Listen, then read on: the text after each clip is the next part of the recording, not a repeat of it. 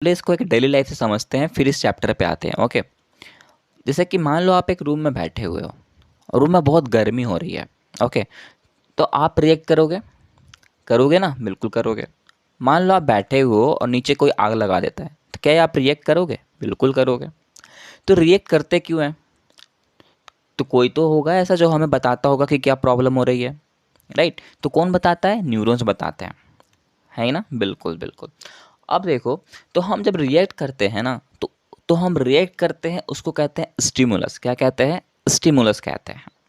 अगर हम रिएक्ट कर रहे हैं तो इसका मतलब है कि वो क्या हो गया, वो स्टिमुलस हो गया, और हम उस स्टिमुलस को देख करके हम रिएक्शन देते हैं, राइट? चलो ज़्यादा कॉम्प्लिकेटेड अब नहीं करते हैं, अब हम चैप्टर पे धीरे धीरे आते हैं। तो सबसे पहले चैप्टर में आते हैं तो आए दिखेगा आपको नर्वस सिस्टम और एंडोक्राइन सिस्टम। तो पहले इसके बारे में थोड़ा जान लेते हैं कि नर्वस सिस्टम क्या है और एंडोक्राइन सिस्टम क्या है, क्या डिफरेंसेस है वो देख लेते हैं। उसके बाद हम फिर से अच्छे से एग्जाम्पल दे करके इसको कंप्लीट करेंगे। ओके, तो नर्वस सिस्टम का पहला पॉइंट कहता है कि nervous system it is related to nerve cell और न्यूरॉन। ये किससे रिलेटेड है? नर्व सिस्टम से रिलेटेड है और न्यूरॉन से रिलेटेड होता है। इंडोक्राइन सिस्टम जो होता है ये हार्मोन से रिलेटेड होता है। किससे रिलेटेड होता है? हार्मोन से, राइट? सेकेंड पॉइंट आ जाओ नर्वस सिस्टम पे, ये कहता है it is only found in animal. ये सिर्फ और सिर्फ एनिमल में ही पाया जाता है। लेकिन इंडोक्राइन सिस्टम जो होता है वो प्लांट और एनिमल दोनों में पाया जाता है। थर्ड पॉइंट कहता है नर्वस सिस्टम पे कि in nervous system messages are delivered through electric impulses. Nervous system में जो भी मैसेजेस होता है, मैसेजेस इट मीन्स जो भी हम वो हमारे आसपास हो रहा है उसको चेक करके जो भी मैसेज पहुंचाता है हमारे ब्रेन तक, वो एक इलेक्ट्रिक इम्पल्सेस के थ्रू पहुंचाता है। समझ रहे हो? इसका मतलब ये तो नहीं ना हमें शॉक लगता है लगता नहीं है भाई, पर पहुंचाता वो ऐसा ही है। आ जाता है एंडोक्राइन सिस्टम पे, ये कहता है endocrine system messages are delivered through chemical hormones. ये भी मैसेज पहुंचाता तो है ब्रेन तक, लेकिन केमिकल हार्मोन के थ्रू पहुंचाता है। तो दोनों एक तरह से समझो तो ये लिंक है, क्योंकि दोनों का काम मैसेजेस पहुंचाना ही है, लेकिन कुछ कुछ डिफरेंसेस थे जो कि हमने कवर कर लिया होगा, राइट? यहाँ तक कोई डाउट नहीं है ना? कोई डाउट नहीं। चलो नर्वस सिस्टम को देखते हैं। देखो नर्वस सिस्टम कितना अच्छा दिख रहा है ना यहाँ पर। नर्वस सिस्टम भी दो होते हैं, याद करते चलना अब यहाँ से, क्योंकि इंपॉर्टेंट टॉपिक है। नर्वस सिस्टम दो होते हैं, पहला सेंट्रल नर्वस सिस्टम, दूसरा peripheral nervous system. Central nervous system को शॉर्ट में सीएनएस लिखेंगे, उसको लिखेंगे पीएनएस।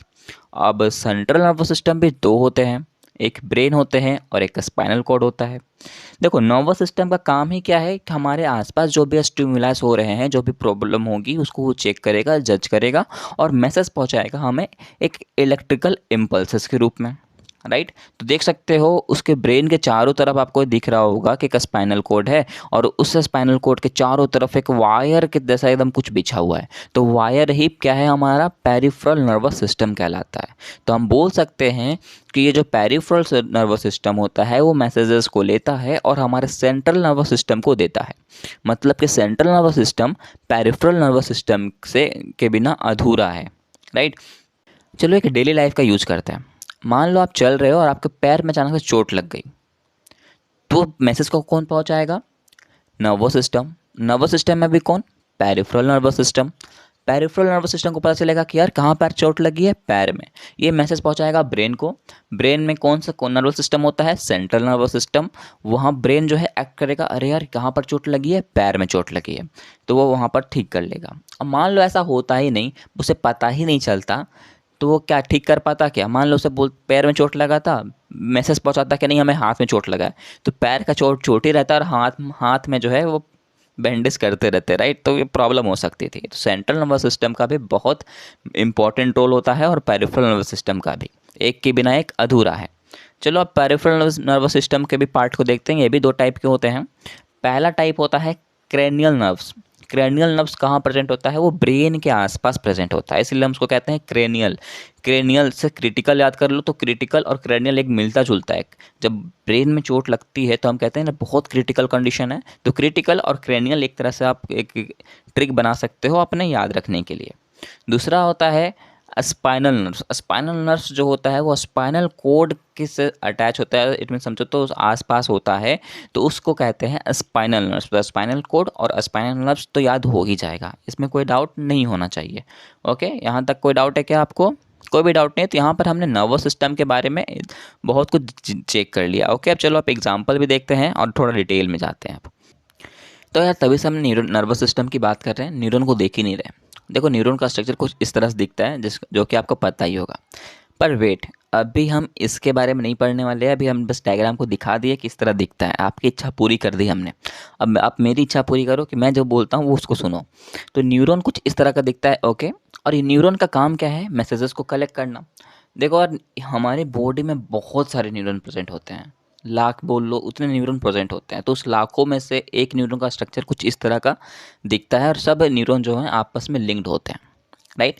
तो ये न्यूरॉन जो होते हैं सारे इन्फॉर्मेशन को कलेक्ट करते हैं और रिसेप्टर तक पहुंचाने का काम करते हैं। अब रिसेप्टर क्या है? देखो रिसेप्टर्स जो होते हैं वो 5 तरह के होते हैं। और रिसेप्टर जो है वो कहाँ पहुंचाएंगे? तो सेंस ऑर्गन के पास पहुंचाएंगे। तो यार सिंपल सी बात है, 5 सेंस ऑर्गन होते हैं और 5 रिसेप्टर्स होते हैं। अब सेंस ऑर्गन कौन कौन से होते हैं वो आपको तो याद ही होना चाहिए, क्योंकि आप बचपन से पढ़ते आए होगे। जी हाँ भाई, ईयर्स हो गए, आईज़ हो गए, स्किन हो गया, नोज़ हो गया, टंग हो गए। ये सारे के सारे हमारे 5 जो है वो सेंस ऑर्गन हैं। ये सेंस करते हैं कि कौन सा रिसेप्टर कहाँ पर आएगा। ईयर में होते हैं फोनो रिसेप्टर्स, जैसे कि हम कुछ साउंड को सुन सकते हैं। आइज़ में होते हैं फोटो रिसेप्टर, जब हम किसी लाइट को रिसीव करते हैं। थर्ड है स्किन, स्किन में होता है थर्मो रिसेप्टर्स, जो कि कुछ हमारे टेम्परेचर को फील करता है। कुछ टेम्परेचर में चेंज होगा तो वो हमारा कौन चेक करेगा? थर्मो रिसेप्टर को पता चलता है। फिर है नोज़, नोज़ जो होता है ऑल फैक्टरी रिसेप्टर का काम करता है, जैसे कि कुछ भी स्मेल हो गया वो सब वो सूंघने का काम करता है। टंग की बात करो, टंग का काम सिंपल सी बात है, टेस्ट का सेंस करने का काम करता है। कोई चीज़ ख़राब है या फिर अच्छा है वो हमें पता चलता है किसके थ्रू? टंग के थ्रू। और वहाँ रिसेप्टर कौन सा होता है? गैस्टरी रिसेप्टर होता है। तो ये सारे 5 रिसेप्टर्स हैं जिसके थ्रू हमारा जो न्यूरॉन्स होते हैं वो मैसेज पहुंचाने का काम करते हैं ब्रेन को या फिर स्पाइनल कॉर्ड को, ओके।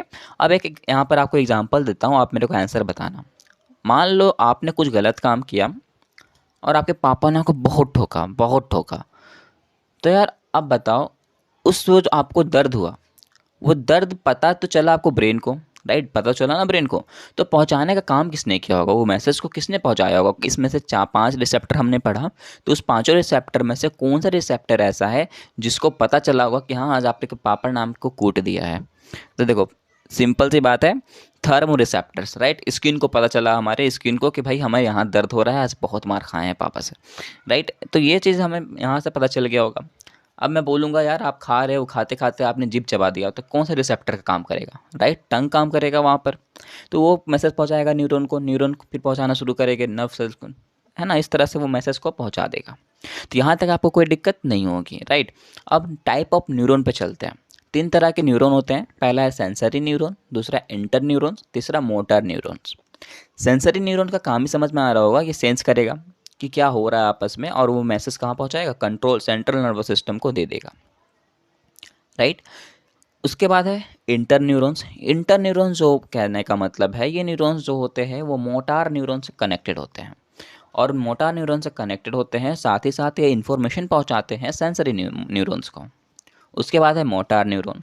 मोटार न्यूरॉन के बारे में भी क्या है? मोटार न्यूरॉन भी न्यूरॉन्स है जो कि इन्फॉर्मेशन पहुंचाने का काम करता है ब्रेन को और उसके अलावा मसल्स में भी। तो ये एक तरह से इफेक्टर का काम करता है कि हमारे अगर मसल्स को मूवमेंट कराना है तो ये मोटार न्यूरॉन ही कराता है। जैसे कि मान लो हमारे पैर में चोट लगा या हाथ में चोट लगा, तो सबसे पहले सेंसरी न्यूरॉन के पास जाएगा मैसेज, सेंसरी न्यूरॉन से कहाँ जाएगा? इंटर न्यूरॉन्स के पास, इंटर न्यूरॉन्स के पास जाएगा मोटार न्यूरॉन के पास, कि भाई यहाँ पर हाथ में चोट लगी है, अब तू जल्दी से हटा ले वरना तेरा हाथ जो है वो टूट भी सकता है या कुछ भी हो सकता है, राइट। ये सब सेंसरी न्यूरॉन्स, फिर इंटर न्यूरॉन्स, फिर मोटार न्यूरॉन्स। तो ये एक सीक्वेंस आप बना लो, सेंसरी, फिर इंटर, फिर मोटार। तो ये आप सीक्वेंस बना लो, SIM, सिम है, सिम कार्ड तभी यूज़ करते हैं ना, तो सिम याद कर लो। यह है टाइप ऑफ न्यूरॉन का एक छोटा सा ट्रिक। अब बात करते हैं इसी न्यूरॉन्स की, जो कि हमारे लाखों न्यूरॉन में से एक का है। तो ये अब मैसेज पहुंचाता कैसे है ना, पहुंचता कैसे है उस पर फोकस करना है अपन को। तो देखो यहाँ आपको स्ट्रक्चर दिख रहा होगा, ये डेंड्राइट दिख रहे होंगे। तो इस डेंड्राइट के थ्रू सबसे पहले हमारा इन्फॉर्मेशन आता है। इन्फॉर्मेशन डेंड्राइट ने कैप्चर किया, जो भी हो रहा होगा, इलेक्ट्रिक इम्पल्सेस के रूप में इन्फॉर्मेशन आया, वो इन्फॉर्मेशन कहाँ जाएगा अपने सेल बॉडी के पास। सेल बॉडी में क्यों जाता है? क्योंकि उसके पास न्यूक्लियस होता है। तो हमारा जो भी इन्फॉर्मेशन होगा वो न्यूक्लियस के पास जाएगा कि हाँ भाई यहाँ चोट लगा है, यहाँ पर कुछ हुआ है। तो यह न्यूक्लियस के पास जाएगा इन्फॉर्मेशन, और इसी न्यूक्लियस से होकर के इस एक्सोन के थ्रू जो है हम नर्व एंडिंग तक इन्फॉर्मेशन चला जाएगा। अब बोलोगे सर नर्व एंडिंग तक चला गया इन्फॉर्मेशन तो पता कैसे चलेगा? तो यार एक न्यूरॉन ही तो नहीं ना है, लाखों न्यूरॉन्स हैं। दो न्यूरॉन्स एक जगह मीट करेंगे। दो न्यूरॉन जो होते हैं उस नर्व एंडिंग में जा कर के साइनेप्सिस करते हैं, मीट करते हैं, दोनों मैटिंग करेंगे, दोनों मिल लेंगे। तो साइनेप्सिस करने से क्या होगा कि जो मैसेज ये न्यूरॉन पहुंचाना चाह रहा होगा अकेला, वो मैसेज दूसरे न्यूरॉन को तक पहुंचेगा, उसी तरह तीसरे न्यूरॉन तक पहुंचेगा, और उस तरह न्यूरॉन से पहुंचते पहुंचते पहुंचते कहाँ तक पहुंचेगा? अपने सेंट्रल नर्वस सिस्टम तक पहुंचेगा, और सेंट्रल नर्वस सिस्टम से फिर ब्रेन तक पहुंचेगा, और ब्रेन से जाने के बाद फिर कहाँ जाएगा? हमारे मोटर न्यूरॉन पर अटैक करेगा, और मोटर न्यूरॉन फिर क्या करेगा? बोलेगा यार यहाँ पर चोट लगी है, हटा लेते हैं या फिर कुछ कर लेते हैं, राइट। तो हम सीक्वेंस बना लेते हैं। सबसे पहला इन्फॉर्मेशन जाएगा डेंड्राइट के पास, फिर सेल बॉडी के पास, फिर एक्सोन के पास, फिर नर्व एंडिंग के पास। कोई दिक्कत नहीं, साइनेप्सिस भी समझ लिया हमने, ये आपको फिगर भी दिखा दिया है, आप वहाँ पर से भी देख सकते हो। और कुछ फंक्शन है आपको न्यूरॉन्स के बारे में जो कि मैंने जितने बताया वही सब है, फिर भी आप कुछ देख लेना, अगर कुछ एक्स्ट्रा पॉइंट मिल जाए तो अच्छी बात है, राइट। उसके बाद बात करते हैं कुछ एक्शंस के बारे में। इतना तक तो हमने पढ़ा कि यार उसने मैसेज पहुंचाया और बॉडी ने एक्शन किया। अब वो एक्शन जो करते हैं वो भी 3 तरह के होते हैं। पहला है वॉलंटरी एक्शन, इनवॉलंटरी एक्शन, तीसरा है रिफ्लेक्स एक्शन। अभी रिफ्लेक्स एक्शन को थोड़ा पीछे छोड़ते हैं, पहले वॉलंटरी पे फोकस करते हैं। तो वॉलंटरी एक्शन क्या कहता है? वो ऐसा एक्शन है जो ब्रेन से कंट्रोल कर सकते हैं, राइट। अब बोलोगे सर ऐसा कौन सा है जिसको हम ब्रेन से कंट्रोल करते हैं? जैसे कि मान लो अपन लिख रहे हैं, सोच रहे हैं, बोल रहे हैं, लिख कुछ भी कर रहे हैं ना, तो थिंक मतलब जो भी अपन ब्रेन के थ्रू कर रहे हैं, सोचने का काम, करने लिखने का काम, ड्राइविंग कर रहे हैं, तो वे ब्रेन के थ्रू कर रहे हैं ना, कि हाँ यार आगे जाके ठोकना नहीं है। वरना पता चला कि हमने ब्रेन काम किया नहीं, हमने क्या किया, सीधा गाड़ी को उड़ा दिया 180 की स्पीड से, अब पता चलता है कि एक्सीडेंट हो गया अपना। तो ऐसा नहीं करना रहता है, राइट। तो ब्रेन से जो एक्शन कंट्रोल कर सकते हैं वो है वॉलंटरी। इनवॉलंटरी एक्शन क्या है सर? ये भी ब्रेन से ही कंट्रोल करते हैं। तो बोलेंगे सर हमारे साथ धोखा किया आपने, ये भी ब्रेन से वो भी ब्रेन से, तो क्या अलग है यार इसमें? अरे यार वेट तो करो यार, क्या मेरे पे डांटने लगते हो मेरे को तुरंत। देखो इनवॉलंटरी एक्शन भी ब्रेन से तो कंट्रोल होता है कि भाई हमारा कोई बस नहीं चलता उस पर, हम अगर उसे चाहें बिना तो उसे रोक नहीं सकते। अब बोलेंगे सर ऐसा कैसा हो सकता है?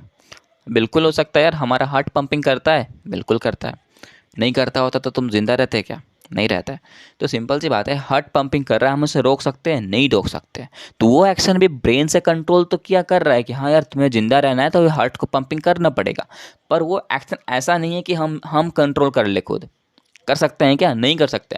मान लो आप कार चला रहे हो, कार चलाते हो तो यार आपको पता होता है कि हाँ ब्रेक मारना चाहिए, जाम है। तो ऐसा तो नहीं करता ना कि ब्रेन कंट्रोल नहीं कर रहा, एक्सीलेटर पे पैर दिया हुआ है, दिया ही हुआ है। तो वो एक्शन हो गया वॉलंटरी, जो हम कंट्रोल कर सकते हैं। ब्रेन सोच रहा है और हम कंट्रोल कर रहे हैं।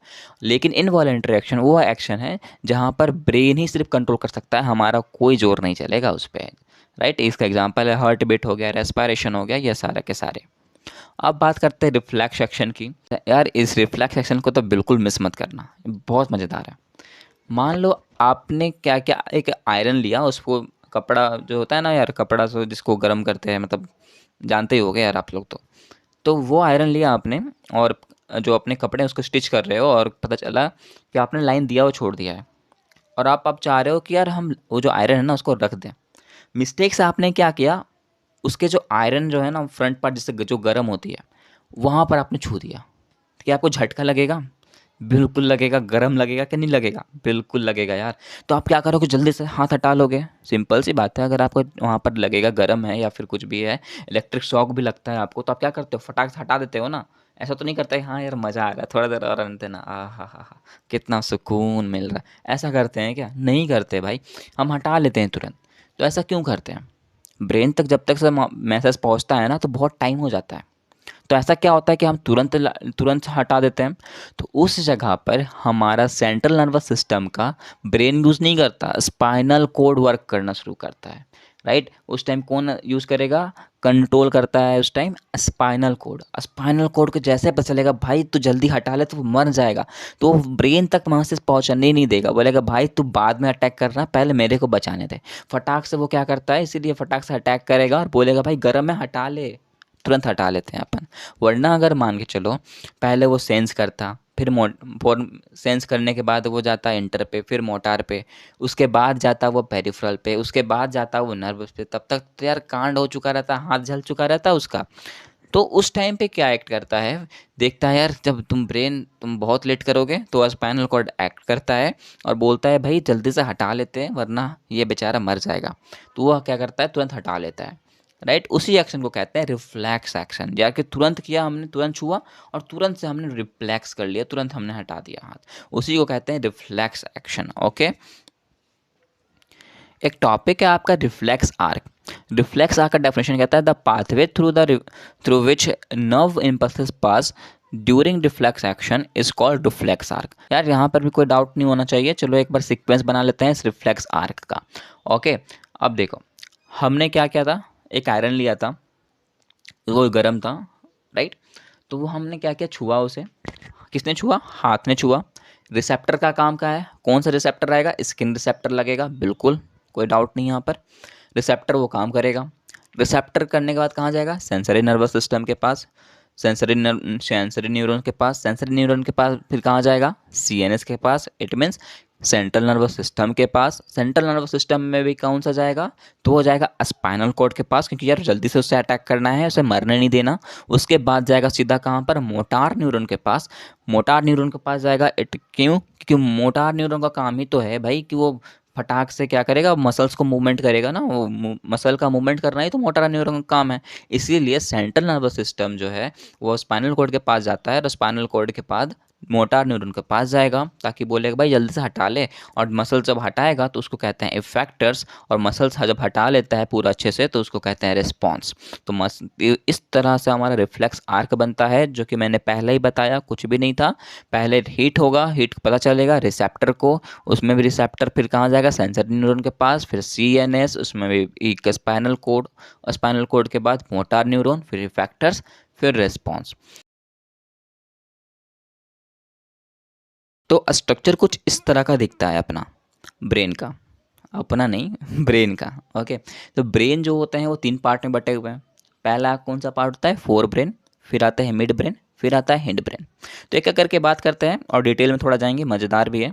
फोर ब्रेन क्या कहता है, फोर ब्रेन जो होता है ना, ये बहुत ही ज़्यादा कॉम्प्लिकेटेड और बोलो या फिर कॉम्प्लेक्स पार्ट बोलो हमारे ब्रेन का यही है। अब ऐसा क्यों है, क्योंकि ये ना बहुत कुछ कर सकता है यार, ये सोचने का काम जितना होता है ना कि यही करता है। ये ब्रेन बहुत नाजुक होता है, ये अगर इसे हल्का सा चोट लग गया ना तो डैमेज हो सकता है, हमारे याददाश्त भी ख़त्म हो सकती है। ऐसा क्यों सर, इसलिए होता है ब्रो क्योंकि यहाँ पर सेरेब्रम प्रेजेंट होता है। क्या होता है, सेरेब्रम प्रेजेंट होता है, जो बहुत ही नाजुक होता है, राइट। अब इसका फंक्शन क्या क्या है, पहला फंक्शन लिखा हुआ है thinking part of the brain. ये क्या करता है, जितना भी सोचने का काम है यही करेगा। दूसरी बात, कंट्रोल द वॉलंटरी एक्शन। देखो यार इनवॉलंटरी क्या है, वॉलंटरी क्या है, मैंने बता दिया था। वॉलंटरी फिर से बता देता हूँ कि ऐसा एक्शन जो ब्रेन से कंट्रोल कर सकते हैं और इसके अलावा हमारे पे भी कंट्रोल रहता है। इनवॉलंटरी जो सिर्फ और सिर्फ ब्रेन ही कंट्रोल करे। ओके, तो ये वॉलंटरी एक्शन को परफॉर्म करता है। तीसरी बात, स्टोर्ड इन्फॉर्मेशन, मेमोरी जो होता है, ये भी इन्फॉर्मेशन मेमोरी ये सब जो होता है, विजुअल्स जो उसने देखा है, जो इसने याद किया है, वो ये स्टोर करके रखता है। अगर मैं बताऊं एग्जांपल, जैसे कि मैंने को अभी जो चैप्टर्स बताने हैं, जो चीज़ मैंने सोचा है वो किसने सोचा होगा, वो इस सेरेब्रम ने नहीं सोचा है। रखा किसने है स्टोर करके, सेरेब्रम में ही रखा है। अगर मान लो ये डैमेज हो जाता तो मेरे को क्या बोलना रहता, तो मैं बोल पाता, क्या नहीं बोल पाता, हो सकता है मैं अभी बताते बताते कहीं चल जाता ह्यूमन आई के पास। तो ये कंट्रोल कौन कर रहा है हमारे ब्रेन को, सेरेब्रम कर रहा है। ओके, दूसरी बात, receive sensory impulses from various part of the body and integrated, right. इसका मतलब समझाने की जरूरत नहीं है, आपको पता चल ही गया होगा। And centre associated with hunger. Okay, oh my God, तो कितना पेचीदा था ना। नहीं यार पेचीदा नहीं था, बस याद करना ज़रूरी था। ओके, अब आते हैं मिड ब्रेन पे। मिड ब्रेन जो होता है ना, ये इनवॉलेंट्री एक्शंस को कंट्रोल करता है। और जैसे कि प्यूपल का साइज छोटा बड़ा हो गया, रिफ्लेक्स मूवमेंट कुछ हो गया, हेड पे कुछ मतलब दिक्कत आ गई, तो ये सारे कुछ ये जो है मिड ब्रेन कंट्रोल करता है। ओके, उसके बाद आते हैं हिंड ब्रेन। हिंड ब्रेन के अंदर आते हैं 3 चीज़, सेरेब्लम, पोन्स और मेड्यूला। एक एक करके बात करते हैं। सेरेब्लम क्या कहता है, मतलब कि जैसे कि हम कुछ जब ओवर थिंकिंग करने लगते हैं, सोचते हैं कि यार तो कुछ हो ही नहीं रहा, ये बेकार बेकार चीज़ है, तो ये मेंटेन करने का काम एक तरह से समझो तो ये सेरेबेलम करता है कि यार ठीक है, आप बहुत कुछ सोच लिए हो, चलो मेंटेन हो जाओ, चलो पागलपंती मत करो ज़्यादा, मेंटेन हो जाओ बस तुम। ओके, तो ये काम जो है सेरेबेलम का होता है। दूसरा क्या है, प्रिसिजन्स ऑफ वॉलंटरी एक्शंस, ये वॉलंटरी एक्शन पे ही करता है भाई। इसका एग्जांपल है जैसे कि मान लो कि मेरे को पेन से भी लिखना है, राइट, मेरे को पेन से भी लिखना है, तो ये जो है दिमाग में जाएगा जोर, क्या है, हमें तेरे को पेन ही चूज़ करना है, वो भी तुमने सोच लिया है, ब्लू पेन ले लो या ब्लैक पेन ले लो, वो तुम पे डिपेंड करता है, राइट। तो तुमने जो सोचा होगा वही पेन को उठाओगे, तो वो आखिर काम जो है वो सेरेब्लम कराता है कि हाँ तुमने बोला पेन, तो मैं पेन ही उठाऊंगा, राइट। ये तो मेंटेनिंग का काम सेरेब्लम कर लेता है। उसके बाद आता है मेड्यूला और पोन्स। मेड्यूला जो होता है ये इनवॉलेंट्री एक्शंस को कंट्रोल करता है, जैसे कि ब्लड प्रेशर हो गए ये सब। तो ब्लड प्रेशर जाहिर सी बात है यार इनवॉलेंट्री एक्शन होगा, क्योंकि हमें पता है ना, एक्शन जो है ब्रेन तो कंट्रोल कर रहा है, पर वो हमारे हक में हाँ नहीं है यार। हम चाहते हैं ब्लड को रोक देना, रोक देंगे क्या? ज़्यादा से ज़्यादा आप क्या करोगे, हाथ बांध लोगे यार। हाथ बांधने से क्या तुम्हारा सब ब्लड रुक जाएगा क्या? नहीं रुकेगा। भले तुम उसको स्लो कर सकते हो पर रोक नहीं सकते हो ब्रो। ओके। फिर है पोन्स। पोन्स जो होता है ये भी इनवॉलेंट्री एक्शन को परफॉर्म करते हैं, जिससे कि रेगुलेशन ऑफ रेस्पिरेशन, ये सारे के सारे क्या है, रेस्पिरेशन हम खुद करते हैं ना यार, हमारे हक में है क्या? हम रोकना चाहते हैं, रोक सकते हैं। हाँ जाहिर सी बात है रोक सकते हैं, पर उसके बाद क्या ज़िंदा रहोगे तुम? नहीं रहोगे, जाहिर सी बात है, ट्राई करके देख सकते हो। पर यार इसमें मेरा सुसाइडल नोट में मेरा नाम मत लिख देना। ओके, मैं फंस सकता हूँ यार, मेरे को बचा लेना। ओके, तो ये थी ब्रेन की कहानी मिला जुला करके, उतना कुछ खास नहीं था लेकिन मज़ेदार ही था। तो आपको दिक्कत क्या होती है ना, दिक्कत इसमें आएगी आपको कि कौन इनवॉलेंट्री है, कौन वॉलेंट्री एक्शन को परफॉर्म कर रहा है। तो मैं तो कहूँगा आप एक चार्ट बना लो एक इनवॉलेंट्री और इनवॉलेंट्री का। अदरवाइज़ मैं भी सोच रहा हूँ कि एक वीडियो बना दूँ इस पे। तो लेकिन फिर भी आप एक मेहनत कर ही सकते हो कि वॉलेंट्री एक अलग से रखो, इनवॉलेंट्री को एक तरफ कर दो, ताकि आपको सोचने में दिक्कत ना हो आएगी। ओके। उसके बाद है protection of brain and spinal cord. सबको पता है यार, प्रोटेक्शन सबको ज़रूरत होती है। हाँ होती है, वो सब चीज़ों में भी क्या, हाँ हाँ सभी चीज़। देखो ब्रेन को चोट ना पहुँचे इसके लिए क्या क्या है, इसके पास स्कल होती है। दूसरी बात, इसके पास जो होती है एक फ्लूइड प्रेजेंट होती है, जो उसे थोड़ा शॉक एब्जॉर्ब करके रखता है। मतलब कि जब हमें करंट लगती है, शॉक भी लगती है ना, तो थोड़ा सा ये मेंटेन करके रखता है, मतलब ज़्यादा हमें प्रॉब्लम नहीं होने देता है। तो आपने कभी देखा होगा ना कि जब इंसान मर जाता है कभी, तो कभी कभी शॉक दिया जाता है ताकि मिस्टेक से भी उसका हार्ट पंप कर सके, तो इस तरह का कुछ रहता है इसका। फिर है प्रोटेक्शन ऑफ स्पाइनल कोड, है ना, तो चलो इसको प्रोटेक्शन देते हैं। तो स्पाइनल कोड में प्रोटेक्शन देना है, तो वहाँ पर क्या होता है, spinal cord is enclosed in backbone और वर्टिब्रल कॉलम। हम सबको पता है ये, इसके जो स्पाइनल कोड्स होते हैं उसके चारों तरफ क्या प्रेजेंट होते हैं, इसके चारों तरफ जो होते हैं बैकबोन होता है वर्टिब्रल कॉलम का, जिसको अपन रिब्स बोलते हैं। कितने पेयर में होते हैं, तो 12 पेयर ऑफ रिब्स प्रेजेंट होता है, राइट।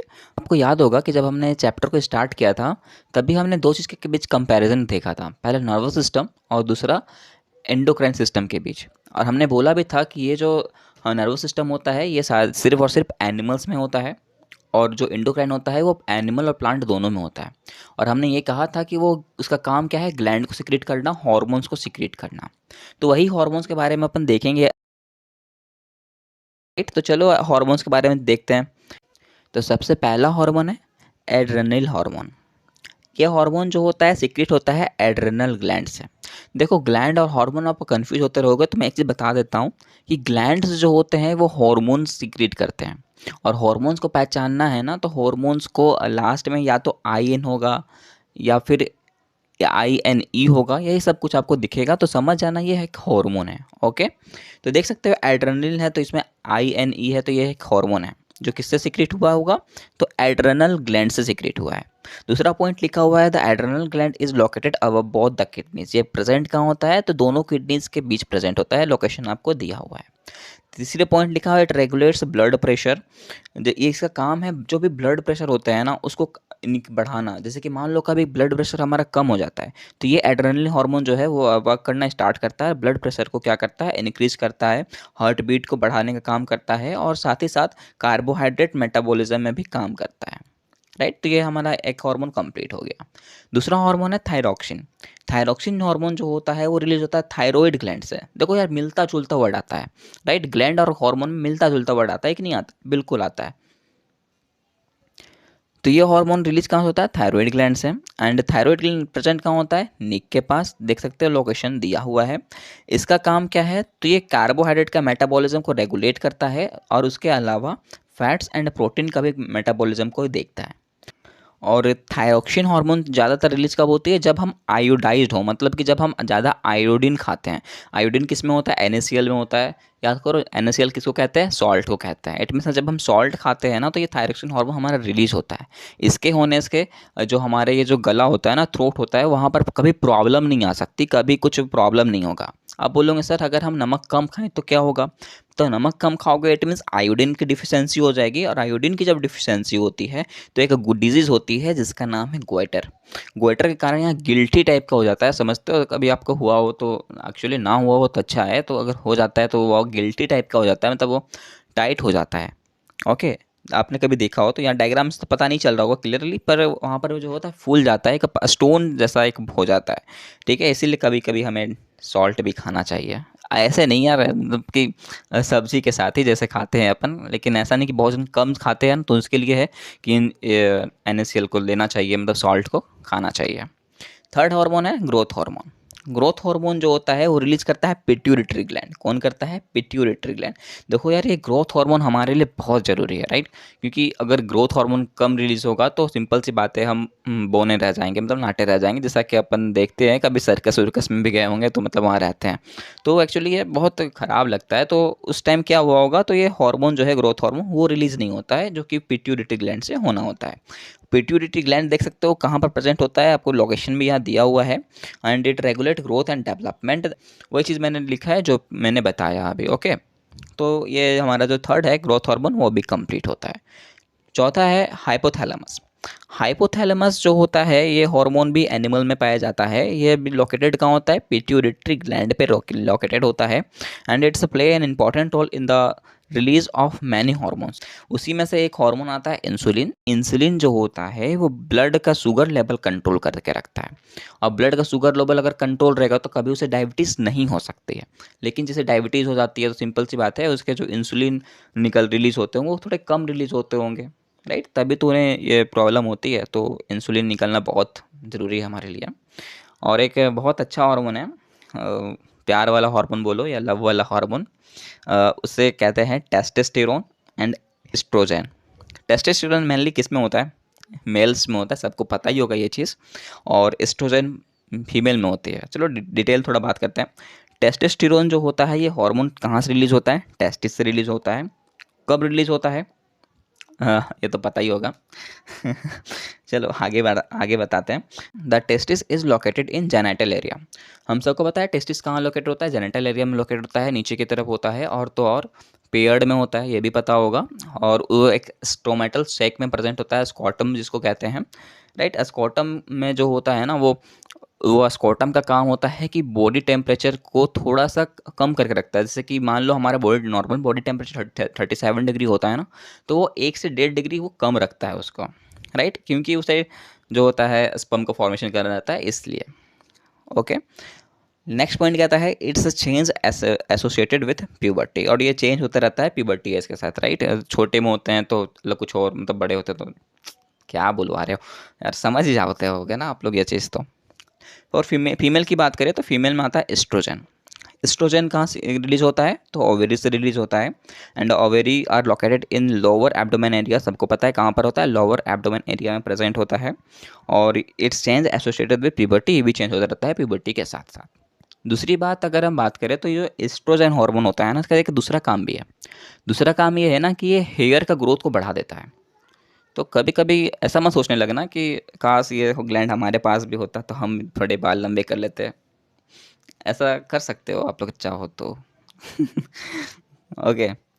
और यार एक मेरे को बात बताओ यार, मतलब ये क्या मैं देख रहा हूँ कि मेरा वॉच टाइम क्यों नहीं बढ़ रहा यार? तुम थोड़ा बढ़ाओ यार, थोड़ा देखो को, थोड़ा इंटरेस्टिंग वीडियो बनाता हूँ, ऐसा कोई थोड़ी फालतू भी थोड़ी बनाता हूँ।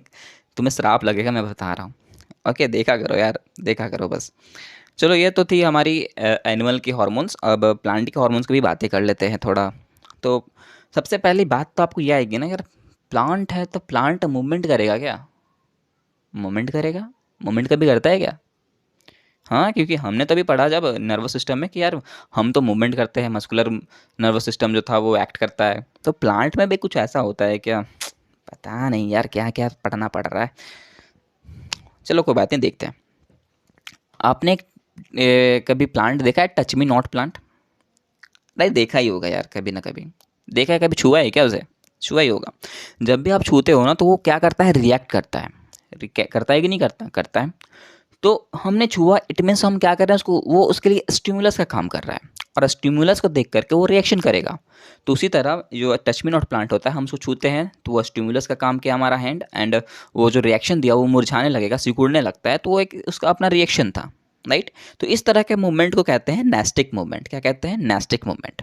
और ये तुरंत होता है, एग्जैक्टली होता है ना, जैसे हमने छुआ वैसे तो होता है ना, वो ऐसा थोड़ी होता है कि अब छुआ, देख लेते हैं थोड़ी देर बाद होंगे हम। ऐसा होता है क्या? नहीं होता ब्रो। और दूसरा, आपको एक सीड दिया गया है, ठीक है। सीड जब ग्रो होता है, जब उसका फ्रेगमेंटेशन होता है, टूटता है ये फिर, है ना, तो उसके बाद उससे क्या, बीज से टूटता है तो सिंपल सा प्लांट अराइज होंगे। तो वो जो प्लांट अराइज होता है तुरंत तो अराइज नहीं होता, बहुत टाइम के बाद होता है, बहुत प्रोसेस लगती है। तो ये बोल सकते हैं कि ये जो मूवमेंट है बहुत स्लो मूवमेंट हो रहा है, तो इस तरह के मूवमेंट को हम ट्रॉपिक मूवमेंट कहते हैं। तो मूवमेंट भी दो देख लिया, एक एक नास्टिक मूवमेंट, एक ट्रॉपिक मूवमेंट। नास्टिक मूवमेंट जो तुरंत हो जाए, एंड ट्रॉपिक मूवमेंट जो थोड़ा टाइम लगाए। तो कुछ डिफरेंसेस है दोनों के बीच, मैंने लिखा है, एक एक करके बात करते हैं ब्रो। पहला बात है नास्टिक मूवमेंट के लिए कि it is the movement that are independent of growth. ये जो होता है इंडिपेंडेंट ऑफ ग्रोथ है, मतलब इसमें ग्रोथ का कोई रोल ही नहीं है। ओके। ट्रॉपिक मूवमेंट जो होता है ये मूवमेंट डिपेंडेंट ऑफ ग्रोथ, ये जो है ये ग्रोथ पे डिपेंडेंट होता है। ओके। दूसरा पॉइंट कहता है नास्टिक मूवमेंट में, it is due to immediate response to stimulus, जैसा कि हमने देखा, राइट, तुरंत रिस्पॉन्स करता है, और ये जो होता है थोड़ा सा टाइम लगाता है। और नेस्टिक मूवमेंट की बात करो तो ये non directional response to the stimulus होता है, मतलब कि इसमें कोई डायरेक्शन फिक्स नहीं होता ब्रो, कैसे तुम कहीं से भी छुओ वो रिएक्ट करेगा ही। पर ट्रॉपिक मूवमेंट में डायरेक्शन का रिस्पॉन्स होता है। अब बोलोगे सर ऐसा कैसे हो सकता है? हो सकता है ब्रो, बिल्कुल हो सकता है, थोड़ा देर बर्दाश्त करो, उस पर भी आएंगे। यहाँ मैंने पॉइंट लिख दिया है, फिर भी कुछ कुछ पॉइंट मैं बता देता हूँ, बाकी आप एक बार रीड कर लेना इसको। ओके। नेस्टिक मूवमेंट जो होता है इंडिपेंडेंट ऑफ ग्रोथ होता है, वो मैंने बता दिया। और हमने क्या बताया था, इंडिपेंडेंट ग्रोथ तो है, लेकिन independent growth has a immediate response to the stimulus. और हमने देखा भी ना कि तुरंत रिस्पॉन्स करता है, वही चीज़ है भाई जो मैंने आपको यहाँ बताया ना, वही चीज़ मैंने यहाँ लिखा हुआ है, एग्जाम्पल में भी लिखा हुआ है कि dropping of lips of touch me not plant on touch it, right. फिर नेस्टिक मूवमेंट क्लियर हो गया होगा। टॉपिक मूवमेंट जो होता है उसको ट्रॉपिज्म भी बोलते हैं। अब ट्रॉपिज्म आपके टॉपिक में नहीं लिखा हुआ होगा, आपके टॉपिक लिखे होंगे डिपेंडेंट ऑन ग्रोथ, ऐसा ही कुछ टॉपिक होगा। डिपेंडेंट ऑन ग्रोथ ही है क्योंकि वो ग्रोथ पे डिपेंडेंट होता है, राइट। जो सन है ना वो एक स्टिमुलस का काम कर रहा है। अब ये सन की तरफ अट्रैक्ट कौन हो रहा है? इसके प्लांट के जो लीफ होंगे, है ना, स्टीम होगा, वो अट्रैक्ट होगा। तो अगर उसकी तरफ अट्रैक्ट हो रहा है तो उस तरह के मूवमेंट को हम कहेंगे पॉजिटिव मूवमेंट। क्या कहेंगे? Positive movement, right. अब मान लो सन तो है स्टिमुलस, अब क्या हो रहा है, सन की तरफ तो लीफ तो जा रहे हैं, लेकिन जो रूट हो रहा है वो रूट जो होता है नीचे की तरफ ही जाता है, या फिर उसके अपोजिट डायरेक्शन पे जाता है, तो उसको कहते हैं अपने नेगेटिव मूवमेंट। क्या कहेंगे? Negative movement. तो पॉजिटिव मूवमेंट क्लियर हो गया और नेगेटिव मूवमेंट भी क्लियर हो गया, राइट। अब हम बात करते हैं टाइप्स ऑफ ट्रॉफिज्म में। ट्रॉफिज्म की भी बहुत सारी टाइप होती है। पहला है फोटोट्रॉपिज्म। फोटो का मतलब होता है लाइट। इसका मतलब ही समझ में आ रहा होगा कि अगर अगर जो मूवमेंट है, प्लांट का मूवमेंट अगर सनलाइट की तरफ होता है तो हम कहेंगे उस ट्रॉफिज्म को फोटोट्रॉपिज्म। देख सकते हो इमेज पे दिया हुआ है, राइट, बिल्कुल यार, कोई दिक्कत भी नहीं है। लाइट की तरफ मूवमेंट कर रहा है पॉजिटिव, और रूट जो है दूसरी तरफ मूवमेंट कर रहा है, लाइट की तरफ नहीं कर रहा, तो हो गया नेगेटिव मूवमेंट। तो नेगेटिव मूवमेंट पॉजिटिव मूवमेंट में कोई डाउट नहीं होगा ना? बिल्कुल। दूसरा है जियोट्रॉपिज्म। जियोट्रॉपिज्म मतलब समझ में आ रहा है? जियो का मतलब होता है ग्रेविटी। ग्रेविटी तो समझते ही हो क्या? नहीं समझ में आता ना? कभी आप छत चढ़े हो, कभी वहाँ से कूदने का सोचे हो? क्यों? कूद जाओ ना भाई, ग्रेविटी की अपनी फोर्स होती है भाई वो तुम्हें खींच लेगा, भाई। तो ग्रेविटी मतलब सभी जानते होंगे, तो उसको बायोलॉजी के टर्म में जियो कहा जाता है, बोलते हैं जियो। ओके, जियो और जीनो दो ठीक है। तो जियो और ग्रेविटी से पंगा मत लियो। ओके। तो जियोट्रॉपिज्म में स्टार्ट करता है। जियोट्रॉपिज्म जो कहता है the growth of the plant of in which response to the force of gravity. अगर ग्रेविटी की तरफ जो फोर्स लगाता है उसको कहेंगे जियोट्रॉपिज्म। तो देख सकते हो जो रूट होता है, रूट जो होता है नीचे की तरफ ही फोर्स लगाता है, ग्रेविटी की तरफ ही फोर्स लगाता है, तो वो हो गया पॉजिटिव मूवमेंट। और लीफ जो होते हैं वो ऊपर की तरफ ही जाना चाहते हैं, स्टेम जो होते हैं वो ऊपर की तरफ ही जाना चाहते हैं, तो वो हो गया नेगेटिव मूवमेंट एक तरह से उसके लिए। फिर है कैमोट्रॉपिज्म। कैमो का मतलब होता है केमिकल, केमिकल समझ रहे हो ना, केमिकल यार, कैमो से याद रखो केमिकल। ओके, तो वैसा ग्रोथ जब किसी केमिकल के रिलीज होने पर हो तो उस तरह के ग्रोथ को कहते हैं कैमोट्रॉपिज्म। तो ये भी अपना कंप्लीट हो गया होगा। फिर है हाइड्रोट्रॉपिज्म। हाइड्रो का मतलब होता है वाटर। तो अगर हम वाटर के देते हैं प्लांट को और उसके कारण जो मूवमेंट होता है तो उस तरह के मूवमेंट को हम कहते हैं हाइड्रोट्रॉपिज्म। हम क्या करते हैं, उसके आसपास ही पानी दे देते हैं और वो पानी की तरफ रूट्स जो होते हैं वो मूवमेंट करके पानी को अपनी तरफ एब्जॉर्ब कर लेते हैं, तो वो उस मूवमेंट को कहते हैं पॉजिटिव मूवमेंट। और अगर पानी की तरफ जो मूवमेंट नहीं कर रहा, जैसे लीफ जो है पानी की तरफ मूवमेंट नहीं करता, सिर्फ रूट ही करता है, तो उस तरह के मूवमेंट को कहते हैं नेगेटिव मूवमेंट। फिर है थिग्मोट्रॉपिज्म। थिग्मो मतलब टच, थिग्मो मतलब टच। ओके, किसी भी ऑब्जेक्ट को, किसी भी प्लांट को अगर हम टच करते हैं, छूते हैं, तो उसके कारण जो मूवमेंट होता है तो उस मूवमेंट को कहते हैं थिग्मोट्रॉपिज्म। उस टाइप के ट्रॉपिज्म को क्या कहेंगे, थिग्मोट्रॉपिज्म। अब जैसे कि देखो ऐसा कहाँ देखते होगे, तो थिग्मोट्रॉपिज्म और कुछ नहीं, हमने टच में नॉट प्लांट देखा, वो भी है। दूसरा एग्जाम्पल लेते हैं ना, क्या एक ही एग्जाम्पल को लेके समझोगे, आपके बुक में बहुत सारे एग्जाम्पल भी दिए होंगे, कन्फ्यूज हो जाओगे। हमने पी प्लांट लिया, आप मनी प्लांट भी ले सकते हो। हमने क्या किया, प्लांट लगाया, उसके आसपास में एक क्या किया, डंटा लगा दिया। तो वो डंटा जो है ना वो एक, वो मनी प्लांट के लिए एक स्टिमुलस का काम करेगा। उसको देख करके वो रिएक्ट करेगा, तो क्या करेगा भाई, वो उसके साथ जाके अटैच हो जाएगा और वहाँ पर बहुत ही तेज़ी से ग्रोथ करना शुरू करेगा। और वो उसी पैटर्न में ग्रो करेगा जहाँ जहाँ पर वो जो हमने स्टिक दिया है, जो भी डंटा दिया है, उसी पैटर्न में वो ग्रोथ करना लगेगा। तो आपने देखा होगा, कभी घर में लगाए होगे मनी प्लांट या फिर पी प्लांट, अगर कभी देखे हो तो देखना उसमें आसपास डंटा लगाया रहता है ताकि वो जल्दी ग्रो करे और वो एक पैटर्न में ग्रो करे। ओके, तो उस ट्रॉपिज्म को कहते हैं थिग्मोट्रॉपिज्म। ओके, तो यहाँ तक आपको कोई दिक्कत हुआ है क्या, नहीं हुआ होगा तो यार मज़ेदार ही है यार, मेरे हिसाब से तो प्लांट हार्मोन आपको इजी लग रहा होगा। तो कुछ हार्मोन और देखते हैं। एक है ऑक्सिन। ठीक है, ऑक्सिन हार्मोन जो होता है, it helps the cells to grow longer. जो प्लांट होते हैं उसे आगे बढ़ाने के लिए, लॉन्गर करने के लिए एक हार्मोन रिलीज करता है प्लांट, उस हार्मोन को कहते हैं ऑक्सिन। दूसरा है जेबरलिन। जेबरलिन जो होता है ये भी ग्रोथ के लिए रिस्पॉन्सिबल है, और ये कहाँ प्रेजेंट होता है, कहाँ पर ग्रो कराता है, तो स्टेम का ग्रो करवाता है। तो एक साइटोकाइनिन होता है। साइटोकाइनिन जो होता है ये भी सेल डिवीज़न कराता रहता है। ये भी सेल डिवीज़न कहाँ कराता है, तो स्टेम के पास ही ये भी सेल डिवीज़न कराता रहता है। And this is present in greater concentration in fruit and seeds. और ये जो होता है ये ज़्यादातर कहाँ प्रेजेंट होता है, तो फ्रूट्स में और सीड्स में प्रेजेंट होता है। राइट, वहाँ पर ये सेल डिवीज़न कराएगा ज़्यादातर ये जो है सेल डिवीज़न इसी एरिया पे वो कराना चाहता है। ओके, नेक्स्ट है एब्सिसिक एसिड। देखो यार, हमने अभी तक तीनों चीज़ पढ़ा ना, ऑक्सिन हो गया, जेबरलिन हो गया, साइटोकाइनिन हो गया, सारा का सारा मैंने देखा कि कोई सेल डिवीज़न करा रहा है, कोई ग्रोथ करा रहा है, कोई लॉन्गर कर रहा है सेल को। लेकिन एब्सिसिक एसिड ऐसा है जो ये इनहिबिट करता है ग्रोथ को, रोकता है कि भाई अब बहुत तुमने ग्रोथ कर लिया, अब वो टाइम आ गया है तुम्हारा कि अब तुम इसके आगे ग्रो नहीं कर सकते हो, मर जाओ इसके आगे, लेकिन मुझे फ़र्क नहीं पड़ता। तो वो स्टेज यही है एब्सिसिक एसिड वाला।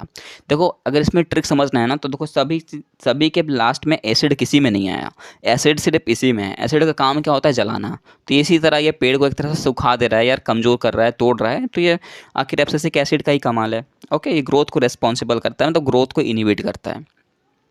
राइट, नेक्स्ट पॉइंट है it inhibits the effect of auxin, gibberellin and cytokinin. Right, ये एक तरह से क्या कर रहा है, ये तीनों के इफेक्ट्स को भी तो आखिर रोक रहा है ना, क्योंकि ये तीनों जो हैं वो बोल रहे हैं कि भाई तुम ग्रो करो, लेकिन एब्सिसिक एसिड कह रहा है कि भाई भाड़ में जाओ तुम लोग, मेरा सुनो ना, मैं तुमसे बड़ा हूँ। अब बोल दे रहा है कि ग्रोथ नहीं होगा तो नहीं होगा। तो इस तरह का है कुछ, और ये लेक्चर आज का भी कंप्लीट होता है, हमारा चैप्टर भी कंप्लीट हो चुका है। सब्सक्राइब करो और वीडियो को लाइक करो, शेयर करो, कमेंट करो। डाउट है यार तो मैं क्लियर करने के लिए भी रेडी हूँ, पर कुछ तो करो, है ना, ऐसे देख करके मत जाओ, पाप लगेगा, मैं पहले बता रहा हूँ तुम्हें।